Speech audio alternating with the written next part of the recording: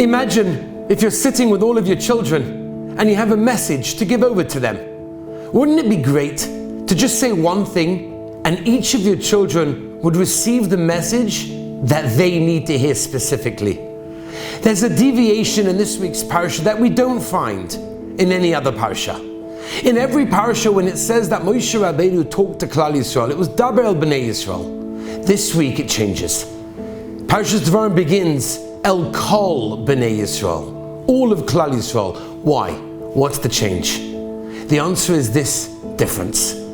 Every single time that the Ribbono Shel Olam had a message for Klal Yisrael, and Moshe Rabbeinu relayed that message, each and every individual in Klal Yisrael heard the message that they needed to hear.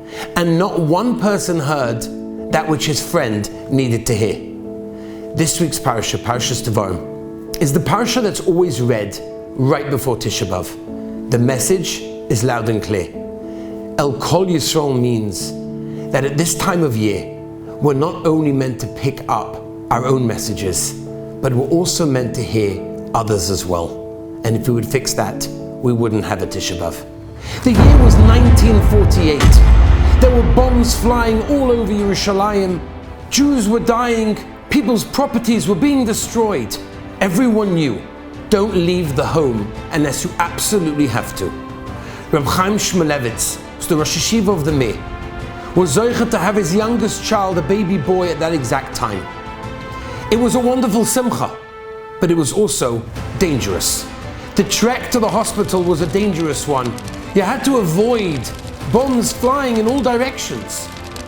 But Reb Chaim was determined to make sure that the bris happens on time.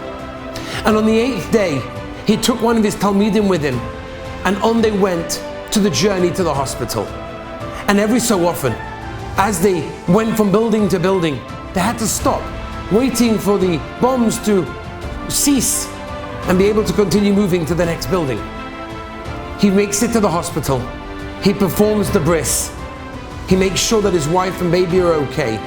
And he makes his way back to his home where his children are waiting. His Talmud is with him and they're petrified. It's dangerous. Every few minutes there's another bomb, there's another noise. Who knows when the next one's going to fall?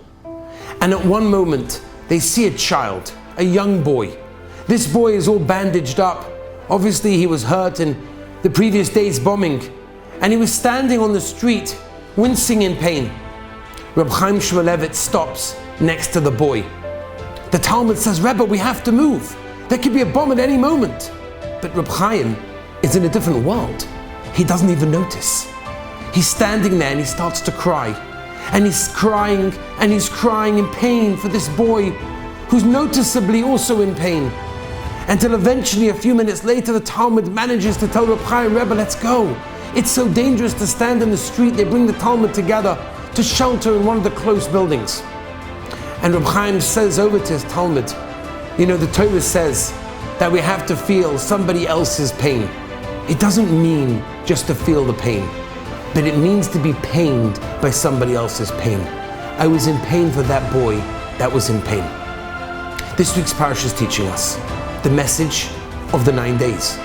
The message of Tisha B'Av is exactly that.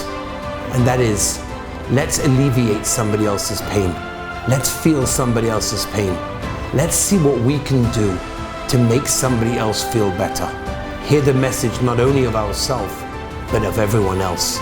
And then we'll be Kol Yisrael together with the Beis HaMikdash, Hashlishi, B'mheir V'yameinu Amen. Good Shabbos.